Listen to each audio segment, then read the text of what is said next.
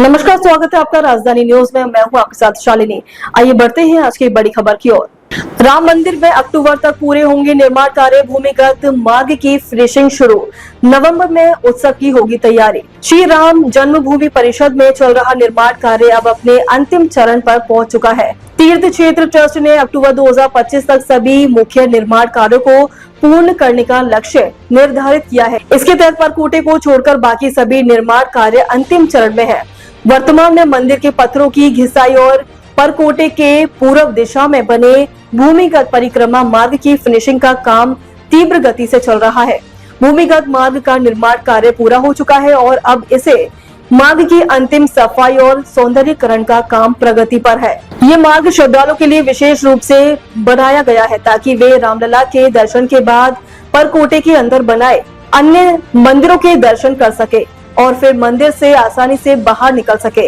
ये व्यवस्था भीड़ नियंत्रण के लिहाज से महत्वपूर्ण मानी जा रही है। तीर्थ क्षेत्र ट्रस्ट के न्यासी डॉक्टर अनिल मिश्र के अनुसार रामलला के दर्शन करने वाले श्रद्धालु परकोटे के ऊपरी मार्ग से प्रवेश करेंगे। दर्शन के बाद यह भूमिगत मार्ग उन्हें तीर्थ यात्री सुविधा केंद्र की ओर ले जाएगा, जिससे मंदिर परिसर में भीड़ भाड़ और टकराव की समस्या समाप्त हो जाएगी। इस भूमिगत मार्ग की लंबाई लगभग 200 मीटर है, जिसके जरिए श्रद्धालु शेषावतार मंदिर, सप्त मंडपम और कुबेर नवरत्न टीला जैसे पवित्र स्थलों तक पहुंच सकेंगे।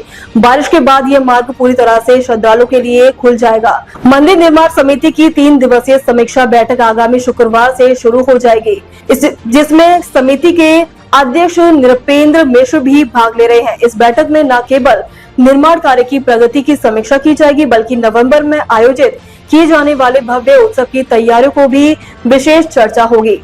उत्सव की रूपरेखा तैयार करने के लिए तीर्थ क्षेत्र ट्रस्ट के महासचिव चंपत राय के विहिप के पदाधिकारियों और ट्रस्ट के सदस्यों के साथ एक बैठक भी आयोजित होगी।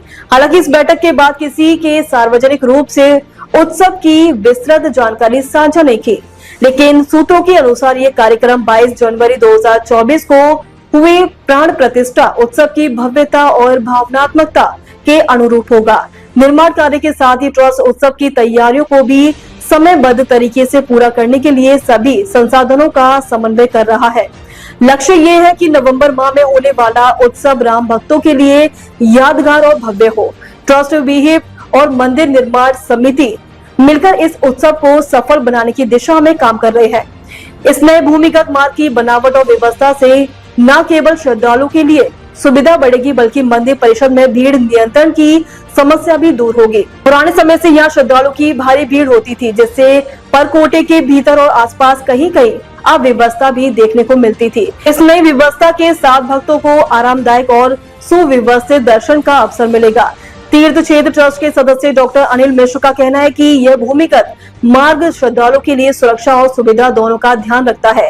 ये मार्ग पूरे परिसर की सैर को आसान बनाने के साथ ही धार्मिक महत्व को स्थल तक पहुंचाने को भी सुगम बनाएगा। मंदिर निर्माण के अंतिम चरण में पहुंचते ही सभी संरचनाएं और इमारतें अपनी पूरी भव्यता के साथ उपस्थित होंगी। अब तक के लिए बस इतना ही। फिर होगी आपसे मुलाकात, तब तक के लिए नमस्कार और देखते रहिए राजधानी न्यूज।